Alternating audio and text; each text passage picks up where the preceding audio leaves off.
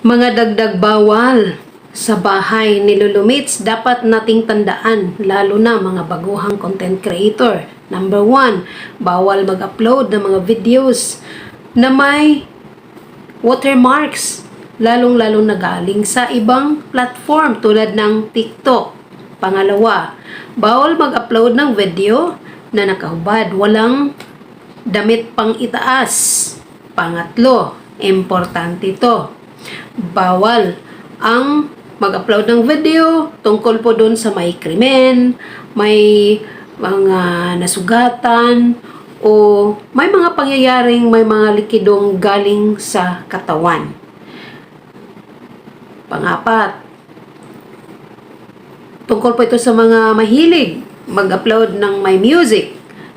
Kailangan ng music ay galing po sa FB Music Library and Collection, dahil kung sakali man kukuha ka lang ng music na galing po sa reels o sa video ng iba, baka magka-problema po kayo.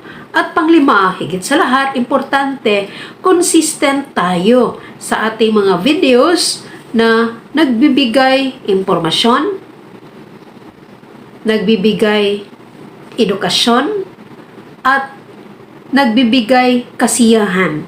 Dahil doon po, ang ating mga viewers ay laging manunood. Ito po ay kanilang balik-balikan upang panoorin ang mga videos mo. So, importante yan mga kaibigan, mga kumare. Yan lang po. Marami pong salamat.